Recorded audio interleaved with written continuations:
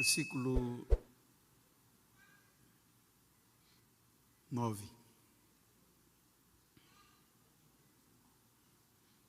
E o 10 diz o seguinte: e eles cantavam um cântico novo. Tu és digno de receber o livro e de abrir os seus selos, pois foste morto, e com teu sangue compraste para Deus gente de toda tribo, língua, povo e nação. Tu os constituíste reino e sacerdote para o nosso Deus, e eles reinarão sobre a terra. Amém? Queridos, quero tomar por base esse texto para trazer-lhes uma mensagem conhecida, é Bíblia, é o que está no meu coração, uma mensagem estimulativa após crise, ou durante crise. E quero pedir a vossa paciência e compreensão, tendo em vista que é uma vigília, eu não posso estender-me muito para não cansar os irmãos. Mas eu gostaria de tomar por base esse texto para trazer à nossa lembrança o peso da responsabilidade diante da linha do tempo que está sobre nós, sobre toda a geração do arrebatamento, segundo alguns eruditos. Quando nós observamos o contexto, veja que o que João recebe por revelação de Deus é algo muito importante acerca da liturgia e o contexto.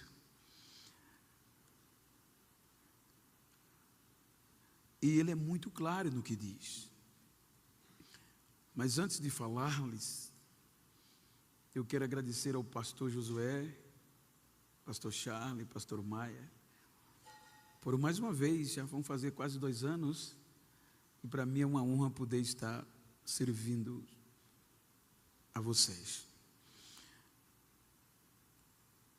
Quando nós observamos, obviamente, o contexto, se nós fizermos referência com o livro de Ezequiel, capítulo 28, os irmãos observam que Deus mostra a Ezequiel e Isaías algo eterno, uma revelação para combater a soberba. Deus abre o leque para mostrar a queda de Lúcifer, o anjo de luz, o aferidor de medidas. Quando nós lemos algum contexto, obviamente, com base em Ezequiel e Isaías, algum contexto teológico, alguma linha de pensamento, e quero citar, a verdade é que abre um pouco a nossa mente, pois quando a Bíblia, Ezequiel fala de fulgurar, de pedras afogueadas, ou pedras fulgurantes, obviamente que se acreditam com a base que era o primeiro estágio da terra, a terra mineral, aonde as pedras preciosas viviam na superfície da terra, era vista a olhos nus. E só que esta terra havia uma classe criada por Deus, chamada anjos, e foram criados em um estado eterno. Se os irmãos observar o capítulo 28 de Ezequiel, versículo 18, salvo engano, os irmãos vão ver falar de contaminaste os teus, plural, santuários. Implica-se a dizer, em algumas visões, que esta classe de anjo, e não um pouco, viviam habitando esta terra, entre essas pedras fulgurantes, com a única tarefa de adorar, de se dedicar à adoração a Deus, produzir adoração a Deus. E como aqui, exemplo, Vila Nova tem um templo sede, e quantas outras demais congregações, e independente do nome do templo, do tamanho destas congregações, elas são conhecidas como santuários, aonde existe 10, 20, 100 membros para adorar a Deus, é o fator principal. E uma vez por ano, por mês, o representante dessas congregações vem prestar conta dos seus santuários. Então é neste contexto litúrgico de organização que já existia. Só que a Bíblia fala, com base no contexto de Isaías 14, Ezequiel 28, que existia um ser intermediário que guardava, acolhia este processo gerado nesta terra e conduzia a Deus, porque eles foram criados em um estado eterno, eles podiam subir e descer, mas ao Monte Santo de Deus, só um que era perfeito, chamado Lúcifer. E nele estava toda aquela contexto que era adoração a Deus. Então, todos aqueles santuários, o que eles geravam a Deus, Lúcifer tinha a responsabilidade de comparecer diante do Monte Santo de Deus e dedicar o que era vinha desta terra. Então diz o contexto que ele abriu o coração, pois a Bíblia diz que ele guardava no coração, porque era perfeito desde o dia em que foi criado. Então quando chegava diante de Deus do Monte Santo, ele abriu o coração e rasgava diante do trono e diante de Deus o que vinha da terra. E o que vinha: tu és digno de glória, de honra, de domínio, de majestade, de louvor, e toda a terra está cheia da tua glória. Então isto era um cotidiano que era diante de Deus. Porém, este fator chamado perfeição se corrompeu, a soberba. Lúcifer, o anjo de luz, se ensoberbeceu e começou a comercializar o que não era dele, ou seja, ele começou a contaminar os anjos, a ponto de ludibriar uma terça parte dos anjos para a adoração ser a ele. Então, quando ele já estava com a terça parte dos anjos ao seu favor, diz Isaías que ele pensou no coração: subirei, e só sobe quem está embaixo, subirei acima das mais altas nuvens, acima das mais altas estrelas, estabelecerei o meu trono e serei semelhante ao Altíssimo. Então, quando ele assim o fez, que vai diante de Deus, Deus já estava esperando e disse: tu eras perfeito desde o dia que foste criado, mas foi achada iniquidade em ti por conta da multiplicação do teu comércio, e comércio é negociação. Então acendei um fogo dentro de você e te atirarei humilhado para a terra diante de todos aqueles que te veem. Então Lúcifer é atirado para a terra para nunca mais voltar. Aquela parte, 2/3 que não se contaminaram de anjos foram recolhidos a Deus, e os que caíram, os que levados por Lúcifer, foram já condenados, presos para o juízo eterno, sem direito à segunda chance, e Lúcifer também. Então veja que aí a terra ficou sem forma, porque com o deteriorar, as águas vieram, e a Bíblia diz que as trevas permaneceram sobre a face do abismo. Então não subia mais louvor nem adoração da terra. Deus não era mais adorado a partir desse princípio. Com o passar do tempo, vem o Gênesis, segundo esta linha que nós estudamos. Então o Gênesis vai aparecer, e o que é que o Gênesis diz? No princípio criou Deus os céus e a terra era sem forma e vazia, e as trevas pairava sobre a face das águas, e o Espírito Santo pairava sobre a face das águas. Ou seja, a terra estava totalmente deteriorada, sem subir mais adoração a Deus, e o Espírito Santo ficava chocando, talvez dizendo: ainda vai ter adoração aqui ainda vai ter adorador. Veja que Deus diz: haja separação entre a porção seca e as águas. Isso implica dizer que a terra já existia. Haja separação entre as águas e a porção seca. A porção seca, terra. A porção água, mares. Então Deus pega a porção seca e vai ornamentar. Se você ler Ezequiel, ele vai dizer que Lúcifer habitava no paraíso, no Éden também. Ou seja, então Deus vai decorar a terra, vai restaurar, para quê? Para vir um adorador. Então veja que tudo quanto Deus fez a decoração, rios, fluentes, tudo foi em torno do homem, do adorador. E aí vem o capítulo do Gênesis que Deus fala no plural: façamos o homem a nossa imagem e semelhança. Então o interessante é que está façamos. Quando nós lemos Jó capítulo 33, versículo 4, Eliú no seu discurso, ele traz um entendimento. Ele diz: o Espírito de Deus me formou. Ele distingue: e o Todo-Poderoso me deu vida, me deu fôlego de vida. Então, partindo desse pressuposto, ele está dizendo que o Espírito Santo foi quem juntou toda a terra, juntou tudo, juntou todo o pormenor, botou as células, colocou articulações. Ele fez tão perfeito que ele diz: vou morar aqui, vou habitar dentro desse ser, que é perfeito.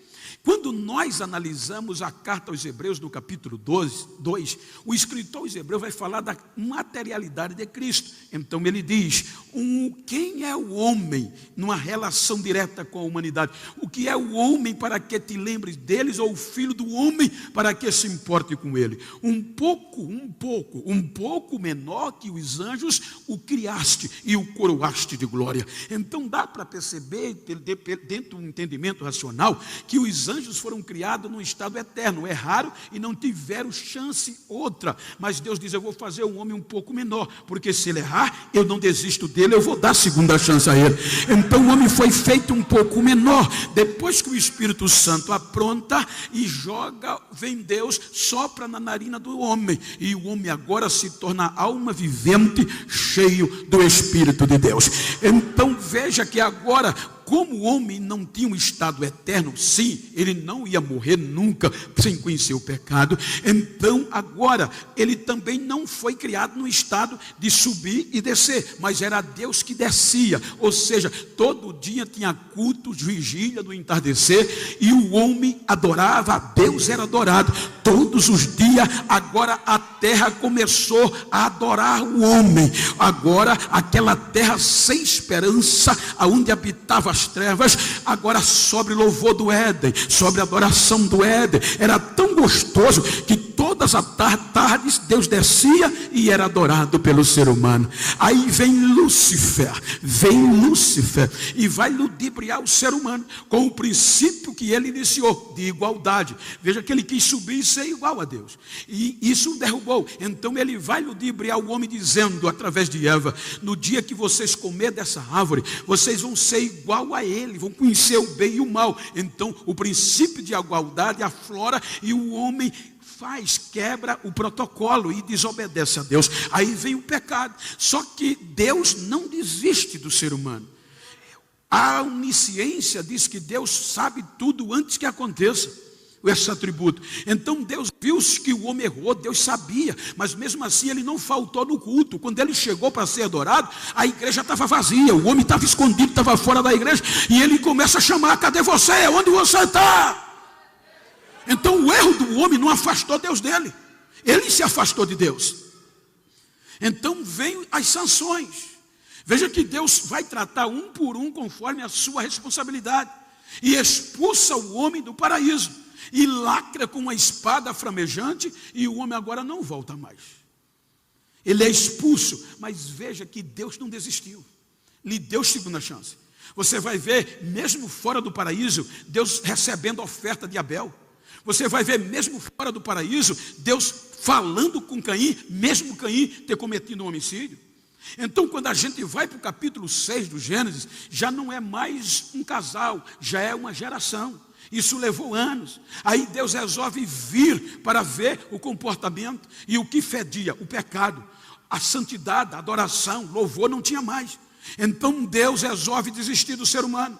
Capítulo 6, versículo 3: não habitará o meu espírito para sempre com o homem, o espírito de vida, porque os seus anos serão de 120 anos. Mas o Espírito Santo é o único elo que nos liga o nosso espírito a Deus. Sem ele não tem relacionamento. Então Deus automaticamente tira o espírito do homem, o Espírito Santo, que tinha o desejo e habitava no homem. Aí Deus diz: vou dar cabo dele, vou desistir dele. E vem o dilúvio. Mas no meio do dilúvio, Deus resolveu dar segunda chance ao homem. Porque veja que o texto chama graça. E a etimologia de graça é favor não merecido. E a epígrafe do capítulo 6 está generalizada, é geral. Ninguém merecia, mas por o amor da segunda chance, Deus a Noé achou graça aos olhos de Deus, e Deus disse: vou dar a segunda chance. 8 almas são livres. Veja que a terra é destruída de novo. As águas vêm e passam no nosso calendário cerca de 5 meses prevalecendo sobre a terra. O mais alto monte, diz a Bíblia, foi coberto. Depois de 5 meses as águas baixam. Aí Deus tira 8 almas da arca e tem a coragem de devolver tudo a ele. O que Adão perdeu, Deus deu a Noé de novo. Vocês têm direito de recomeçar. Encham a terra e eu vou fazer uma nova aliança de fidelidade. Toda vez que vocês chover, até a gente encher a boca de água, soprar, a cor do arco-íris aparece. É Deus dizendo: nunca mais eu vou desistir de vocês, nunca mais eu vou acabar como eu fiz. Então eles tiveram a segunda chance. Aí vamos para o capítulo 11. Aí agora é a geração de Noé. Aí a Bíblia vai falar de Nimrod. Nimrod, o líder daquela geração, quis ser famoso e disse: vamos ser famosos. Vamos elevar uma torre cujo cume toque os céus, para ninguém perder de vista. Então vem Deus e olha e diz: é má a intenção dessa geração. Então desobedecem. Ou seja, aí Deus vem a diversidade de línguas, e por esta diversidade de idioma se gerou povo, gente, tribo, raça e nação. Veja que era só um. Aí gerou da geração de Adão e da geração de Noé, veio povo. Agora, depois do capítulo 11, tribo, raça e nação, mas envolvida no pecado, sem adoração, tendo em vista que do capítulo 11 do Gênesis ao 12 há uma longevidade de dias, a ponto que a idolatria predominava. Não se adorava a Deus, adorava os astros. Aí Deus resolve resgatar esse povo, essa tribo, essa gente que não tinha mais jeito, de Adão e Noé. Veja que o capítulo 12 é um novo recomeço. A geração, este povo, essa gente, essa nação, esses gentios são jogados para trás, e começa Deus a eleger um povo seu, diferente. Para quê? Para através dela resgatar este povo. Então vem Deus a Abraão e lhe faz uma promessa. Qual era a promessa? Através de você, Abraão, eu vou tornar bendita todas as famílias da terra. Ou seja, eu não vou desistir. Ainda vai ter adoração perfeita subindo daqui. Aí Adão acredita e aceita a proposta. Aí por meio de Abraão, Deus gera a Israel. Agora olha o que é que Deus faz para Israel. Não havia adoração. Aí Deus vai dar os parâmetros que havia antes de Adão, e em conceito de adoração. Veja que agora Deus vai dar sacerdote a Israel. Sacerdote o quê? Um intermediário. Era o homem que tinha o direito de reinterceder pelo povo, pegar toda a adoração de Israel uma vez no ano, apresentar o erro do povo a Deus de Israel, o dia da expiação, e ele intercedia pelo povo, e Deus perdoava, aceitava o louvor de Israel e a glória descia. Então Deus dá uma veste sacerdotal. Ezequiel, a veste de Lúcifer tinha 9 pedras preciosas, a veste de Arão tinha 12, era maior para poder do que a de Lúcifer. Então Deus dá um lugar de adoração, um lugar com limite, porque Israel não estava pronto para se aproximar da glória. Então no máximo era 1000 metros que o povo ficava da arca, a arca por trás do véu. Só um homem levava a adoração a Deus uma vez por ano. Só um homem levava a adoração a Deus de Israel, e Deus recebia.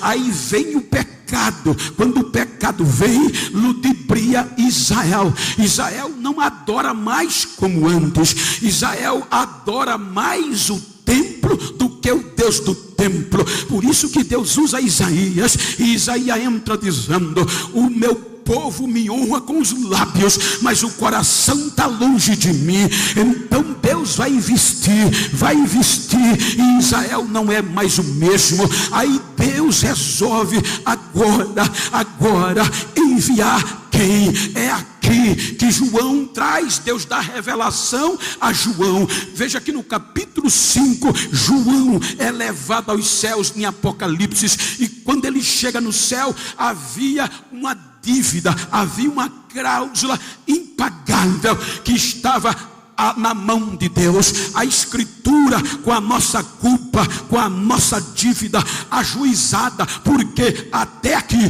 veja que João diz no capítulo 5, no versículo 1, que quando ele chega no céu, vê um poderoso juiz sentado no trono, e na mão direita tinha uma escritura selada com 7 selos, escrita por dentro e por fora: a minha, a culpa a tua e de toda a raça. Então ele vem um anjo dizendo: João, ninguém foi achado digno de abrir o livro, de ler o livro e de desatar seu selo. Aí ele bota o joelho no chão e começa a chorar. Qual é o motivo, João? Ninguém foi achado digno. Aí veja que de Adão até Malaquias, contando cerca de 60 gerações, que Deus foi dando segunda chance, mas o pecado, a morte e o inferno prevalecia. Aí Deus resolve dar o melhor. O que é que ele faz? No ventre de Maria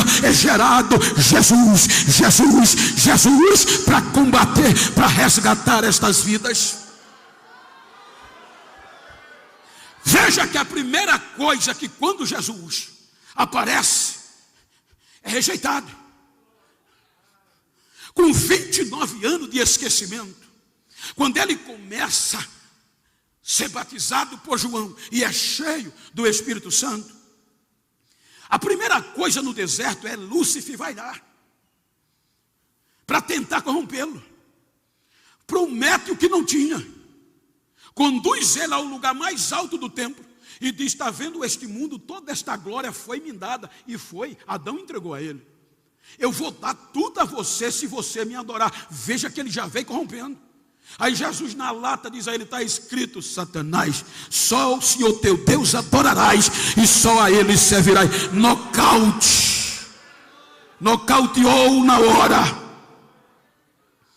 Então Jesus vai começar a restaurar Israel. Jesus veio para restaurar essa adoração, porque não havia mais. Lúcifer decepcionou, Adão decepcionou, Israel decepcionou. Então Jesus veio para o objetivo restaurar Israel, mas Israel não quis. Israel rejeitou, veio para o que ela nasceu e os seus não receberam. Aí Jesus vai ser o quê? Taxado. Por quê? Agora vão fazer de tudo para eliminá-lo. O pecado, a Bíblia diz que em tudo ele foi tentado. Era um homem sujeito como nós. Veja a resistência dele, por um motivo: cheio do Espírito Santo. Então por onde ele passava havia diferença. Porque no templo tinha tudo ritual, gente. É aqui o nosso perigo. No templo em Jerusalém havia todos os rituais. Tinha o altar, tinha culto, tinha morte de animais, tinha oração, mas não tinha presença, não tinha glória, não tinha adoração perfeita. Então, quando Jesus começa com aquele grupo de ignorantes, ele vem trazendo a adoração perfeita, e isso incomoda Jerusalém. Então disseram: vamos eliminá-lo, vamos dar fim a ele. E fizeram de tudo para o eliminar. E ele vai a ponto de chegar à cruz. Mas antes dele ir à cruz, ele reúne os seus discípulos, referência para nós, e diz: capítulo 14 de João. Eu vou voltar para o meu Pai, mas eu vou preparar lugar para vocês. E quando eu for, eu vou voltar outra vez e vou levar vocês para mim mesmo. Para onde eu estiver, vocês estejam. Outra coisa, eu não vou deixar vocês só. Eu vou rogar ao Pai. Lembra que eu disse que no Velho Testamento o Espírito Santo tinha saído e não habitava para sempre com o homem? Ele só vinha quando específico usava alguém e voltava. Ele não habitava com o homem por conta do pecado, porque a morte e o inferno prevaleciam. Aí Jesus agora chama, reúne a igreja através dos discípulos e diz: eu vou rogar ao Pai. Rogar é mesmo que a resposta seja não, mesmo assim eu vou pedir. Eu vou rogar ao Pai e Ele vai enviar o Consolador. Para sempre Ele vai ficar com vocês. Então Jesus vai à cruz. Quando eles levam Jesus à cruz, era para tirar toda a esperança. A vergonha viria e ninguém ia lembrar mais de Jesus. Então, agora quando eles crucificam Jesus, Jesus vai à cruz a ponto de quererem que ele desistisse. Ele não desistiu. Então a coisa vai ser tão apertada que ele vai resistindo sem desistir. Vem a dor, a febre, a aflição, a pressão baixa, a morte vai chegando e ele não desiste. 3 horas da tarde ele diz: Pai, está consumado, está feito, tetelestai. Eles não devem mais nada, a dívida foi paga. Aí Mateus diz que quando ele grita, o véu se rasga, a mureta é quebrada e o caminho é aberto. Vai ter adoração de novo, vai ter adoração de novo. Terceiro dia ele ressuscita. Quando ele ressuscita, ele não vai aos céus. Primeiro ele vai restaurar um por um dos discípulos. Fique em Jerusalém, até que do alto sejais revestido de poder. Reúne, reaviva, reanima e sobe aos céus. Quando ele chega no céu, João ainda estava chorando. Aí João diz o que a gente leu. João diz que viu um anjo, uma voz bradando para ele: João, precisa chorar mais não, João. Para de chorar. O que é que houve? Quando ele levanta a cabeça, ele diz que viu um ser como um cordeiro que tinha sido morto, mas reviveu. E ele vai para onde? Vai direto, sem conversa, sem arrodeio. Ele vai direto para o que estava sentado no trono e pega a escrita que estava na mão dele, que ninguém tinha sido digno. Quando ele pega a escrita, os 4 seres viventes, os 24 anciões que assistem diante do trono, dobraram o joelho e começaram a dizer: digno é o cordeiro, digno é o cordeiro que foi morto e reviveu. Ele é digno de tomar o livro, de desatar o livro e de ler o livro. Aí o que é que faz? Aparece um hino novo, nunca nem cantado por Lúcifer, nem cantado por Adão, nem cantado por Israel. Um hino novo que os gentios iam a cantar, e o novo cântico é ouvido por eles e diziam: digno é o cordeiro que foi morto e reviveu, e com seu sangue comprou, resgatou para Deus povo de língua, raça, tribo e nação, e os fez sacerdote. Ou seja, agora nós somos sacerdote. Agora a gente tem o dever de adorar. Não tem mais intermediário, só ele, só ele, só ele, só ele. A gente tem a honra e o dever de adorar. Agora olha que coisa linda. João diz: no princípio com Lúcifer, adoração só entre as pedras afogueadas. Adão, adoração só no Éden. Israel, só Jerusalém. Aí agora não. Aí João vai escrevendo dizendo: então eu ouvi vozes de anjos cantando esse hino, milhares de milhares, milhões de milhões. Então surgiu voz de adoração da terra, de debaixo da terra, do céu, do mar, do ar, do universo, aonde tinha fôlego de vida, estava subindo adoração, estava subindo adoração, estava subindo adoração, estava subindo adoração.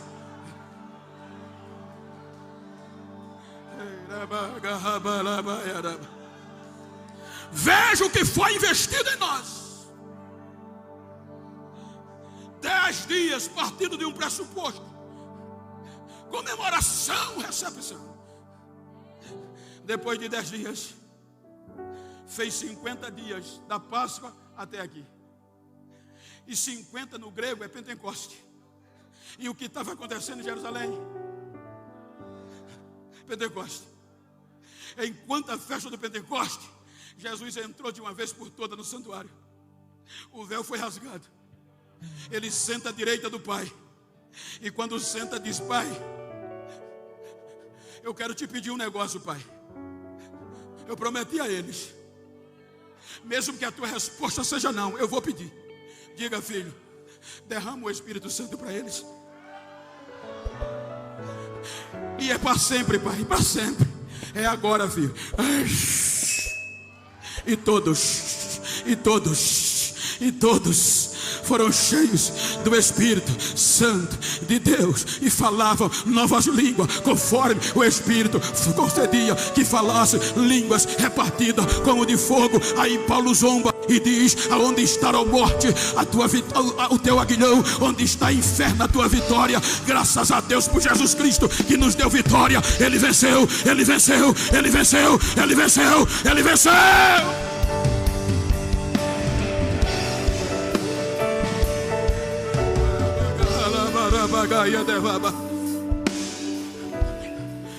Cai o Espírito Santo só para judeus. Atos dos Apóstolos era judeus, helenista ou não, mas judeus. Pedro, João não acreditava que essa raça, esse povinho chamado gentio, ia entrar no pacote de adoração. Aí Deus diz: Pedro, levanta e come. Nunca coloquei nada imundo na minha boca. Pedro, não chame imundo que eu já purifiquei. Vai na casa de Cornélio, o gentio, e fala de Jesus para ele. Pedro chega, a primeira coisa que Pedro fala não é Pai do Senhor, porque Cornélio era gentio. Ele diz: você sabe que a minha lei não permite estar aqui e nem eu falar com você, mas Deus mandou eu vir falar com você de Jesus. Enquanto ele estava falando, a casa de Cornélio foi cheia. Quem estava fora foi cheio. Quem estava dentro foi cheio do Espírito Santo.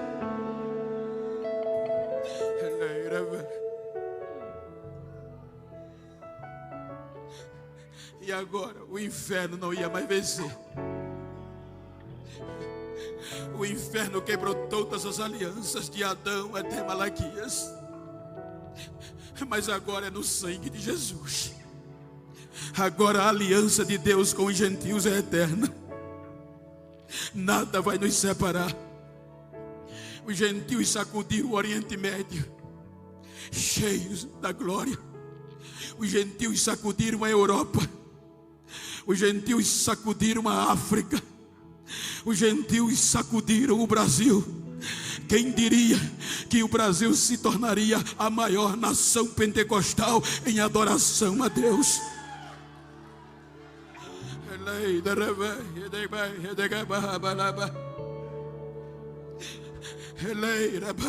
Paulo disse aos gentios de Roma: cuidado para não fazer como Israel. Israel foi endurecido em parte para vocês entrar. Ou seja, Deus meteu ciúme em Israel. Como por exemplo, Israel se achava tão amado que não acreditava que Deus ia amar outro povo.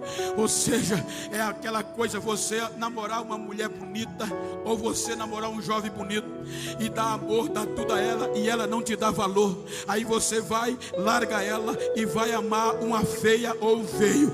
Quando ela souber, vai ficar doidinha.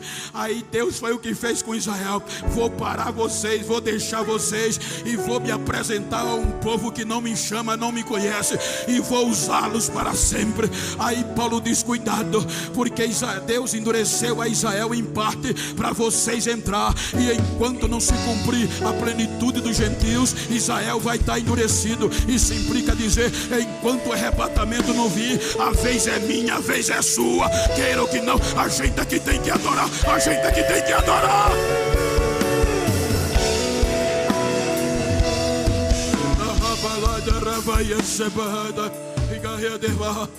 Depois estamos vivendo os dias, irmãos, eu quero dizer isso, eu estou batendo nisso quase que direto. Estamos vivendo os dias que a pandemia está querendo tirar isso de nós. Ou seja, veja que os gentios que vieram antes de nós não abriram mão, nem o império, nem a religião, nem a peste bubônica, nem praga apagou a adoração. Então não vai ser essa pandemia que vai calar a gente, não.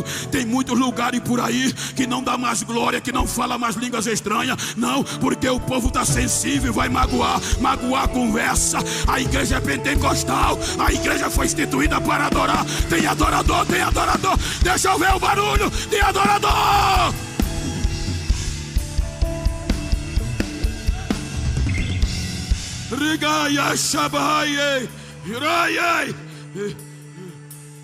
Olha para quem está ao teu lado e diga: aproveita. Tu foi chamado para adorar, tu foi adotado para adorar. Aí Paulo diz: vocês foram adotados para adorar, para adorar. Então ninguém vai te calar, ninguém vai me calar. A máscara não vai calar, a máscara só vai aumentar o fogo.